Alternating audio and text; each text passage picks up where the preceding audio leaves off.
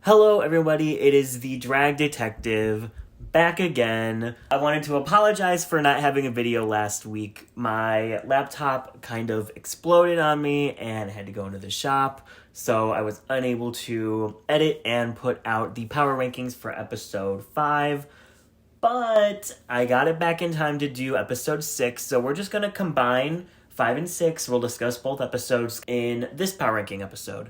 But before we get into that, make sure you subscribe so that you can see whenever I post a new video, as well as follow me on my Twitter and my Instagram, where I'm always posting polls and asking for your guys' feedback and responding to your guys' feedback on the new episodes. So for sure, check me out on there, as well as my Patreon, where for as little as $1 a month, you can get all kinds of exclusive content. I just put up some teasers for the upcoming Rigged Season 11 video that will be coming out soon. So if you're interested in seeing some of the tea on that, go check out my Patreon. But let's get into this video. Let's get into these power rankings. Guys, this season is incredible. I wasn't sure if Season 13 was going to be able to live up to how good Season 12 was, but it is on par, if not better, than Season 12. I feel like Season 12 was so good, but there was always this kind of dark cloud around it because of shitty pie. Whereas this season, obviously there are some dark clouds as well. We all know who we're talking about. It's just like so good. The queens are so dynamic and fun, and there's heroes and there's villains and there's everything you could possibly ask for. The lip syncs are great. The runways are good, except for this week. So I'm very, very, very still high on the season. I hope you guys are too. I hope you guys are enjoying it as much as I am. Let me know in the comments below. Like, do you like this season? Do you love it? Like, how are you vibing so far? Unfortunately, we had to say goodbye to Tamisha, but we still have 10 queens to count down. So our power rankings for episode 6 start with number 10, and that is unfortunately Miss LaLaa, who I adore. I think she is so charismatic. You guys know how much I love her. I rave every single week about her on these power rankings. But she just has yet to have like a standout moment. I think that she comes alive most in the confessionals, which is great. We love a narrating queen, but she needs to be able to bring some of that charisma into the challenges, or I think LaLaa might be one of the next couple to go. Because, I mean, basically everybody left besides, and, like, this is no tea, besides Elliott and LaLaa, I think, are, like, top-tier competitors. I mean, I would say those two are the bottoms for me at this point, for my own personal opinion, not for the rankings. She did do an incredible lip sync to Fancy. That was so fun. But she, like, also had the worst look ever of all time, period. There was no effort put in that, and I kind of think that maybe she did that on purpose. Maybe she wanted to be known for having a terrible look, or maybe she figured out the song and she's like, oh, I really want to lip sync to this, so let me just, like, make this gaggy moment where I come out in garbage and then just have an incredible lip sync. I don't know. But I need LaLaa to step it up because I like her so much and I don't want her to go home this early. But I really think her time's coming, unless she can slay one of these upcoming challenges. So for now, LaLaa is at number 10. At number 9, we have someone who I adore. I love, love, love. And I know that you guys don't all agree, but it is Kandy Muse. Now, the next 3 queens all have the same score based off of the point system I have in place. So I had to kind of rank them based on how well they've been doing overall. I put Kandy at 9 because of just the fan reaction, because that does come into play with, if she were to make top 4, obviously fan reaction. They're not going to crown someone that everyone despises. I'm going to put her at number 9 right now, but I love Kandy. I love the drama. I love a villain. I love everything that she's giving us. And I also really like her runways. The Comme des Garçons look that she was wearing this week, like, I loved the hair. Kandy has had one runway fail, but everything else so far I've loved. She is another queen who is great in the confessional, and I hope that Kandy can make it a little bit farther because she's just such good TV, And I feel like losing her would really put a dent in like how great the season is going, because you need the conflict and you need a little bit of the tension. And maybe that's what we missed in season 12, because there was really only one fight in season 12. I really hope Kandy's here for the long haul, but for now, she's not doing that well. But I have hope that in this next upcoming challenge with Bossy Rossi, this might be right up her alley, and she might actually snag her first win. So fingers crossed. Kandy is unfortunately also has the highest drop this week with 5 spots. Number 8, we have my personal favorite from the season, Miss Denali. I wish I could put her higher, but since the Phenomenon episode, she's kind of just been safe or in the bottom, so that obviously affects her score. But to be honest, I thought she could have been in the top for the ball.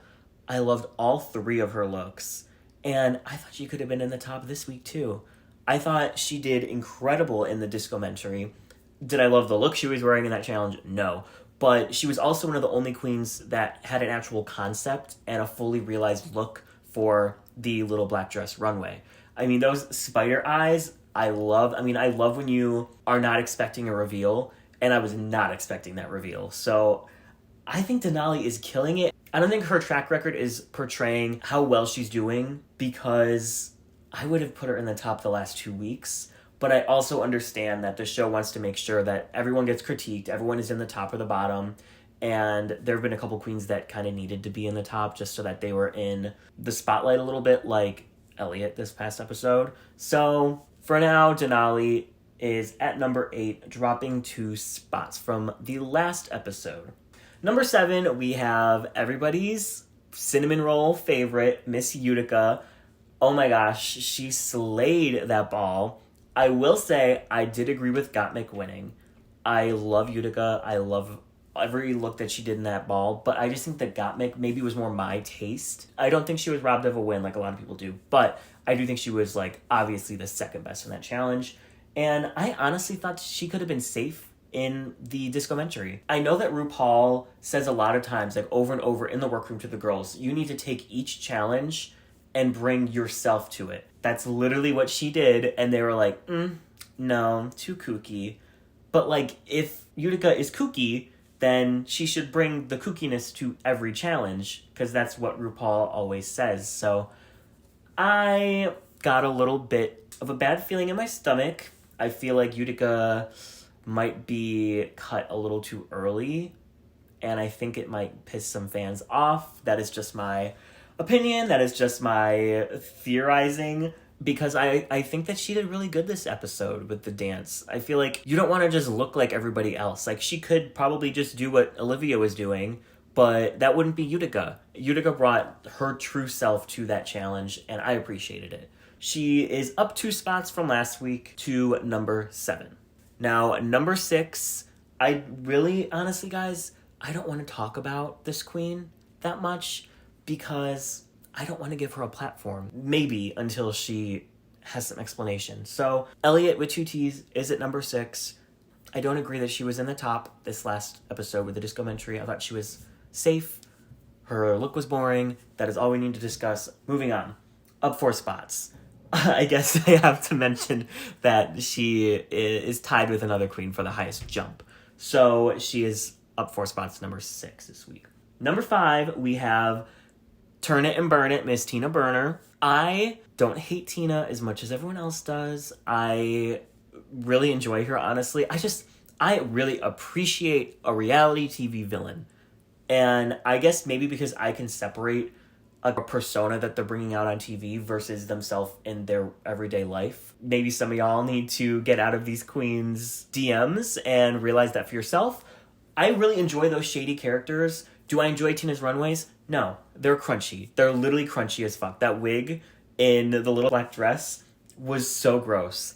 But then if you look at her Instagram, she posted a photo shoot of that look with a much better wig, and it was like miles better. Like, I really didn't hate it that much. I really like Tina. I thought she did great in the Discomentary. I was just fixated on her during her entire part. Like, Gottmik and Kandy weren't even there. I was just staring at Tina, and I was shocked. Like, I wouldn't expect Tina Burner to do incredible in a dancing challenge, but Tina Burner did incredible in a dancing challenge. And I'm excited for more Tina. Again, I think she might do really well in this Bossy Rossi. Maybe she'll get the win.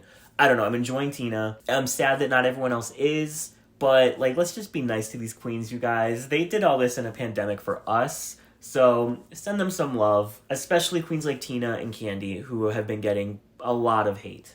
So Tina is at number 5, the same place that she was last week.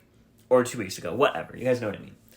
Number 4, we have the other queen who is tied for the biggest jump, which is 4 spots up to number 4 with Gottmik. Again, I think that, like, with Utica, they purposely put her in the bottom for storyline.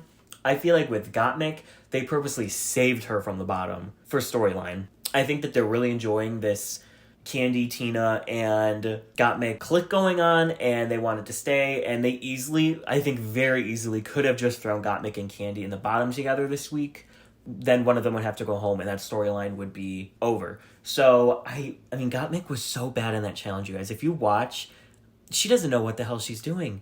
And her look isn't disco literally at all. Now, I do want to say that her little black dress look, I really did enjoy. I loved it a lot. Like, maybe that would have saved her from the bottom, but I do think that she was saved a little bit, because that was that was not a good performance. But I really enjoy her, and I hope we see more of her. I feel like we don't get to hear from her that often. I'm excited to see where her story goes.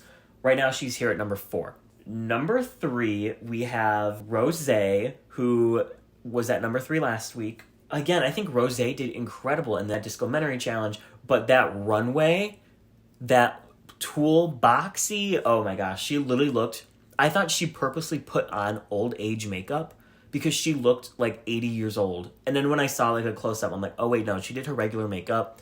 I just like pictured her being 80 because it was like, it aged her like crazy. I'm gonna make a bold statement. That was one of the worst runways I have ever seen. That was so ugly. It was so unflattering. And Rose agrees because she tweeted about it. So I don't feel bad saying that.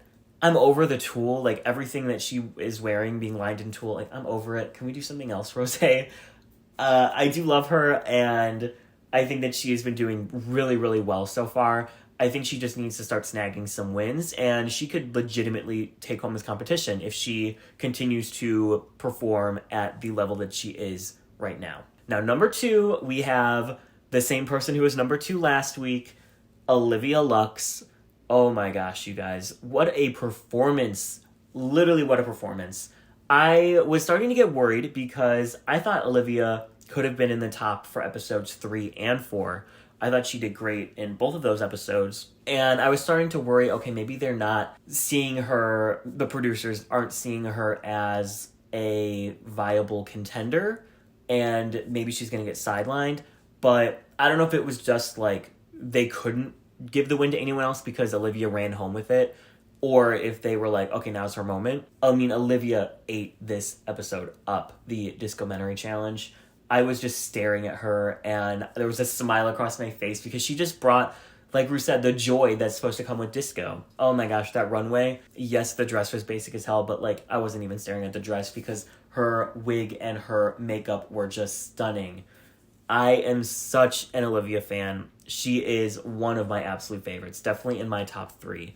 And I'm really excited for what she's going to be bringing the rest of the competition. So that means number 1, she was number 1 last week. I think she was number 1 the week before that too. It is Symone. Now, the last 2 weeks, Symone has done not as great.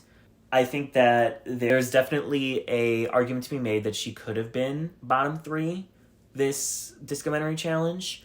But again, her runways have been completely destroying. So it kind of makes up for her not doing so great in the challenge. I am getting a little worried just because, like, we haven't heard from her. I mean, she was barely in this last episode, so, I mean, that's not great. You kind of expect the queen who might win the season or who has, like, a big shot of winning the season to get a little bit more airtime when they're not winning or when they're not doing well. And I'm hoping that maybe next episode she'll get some more storyline.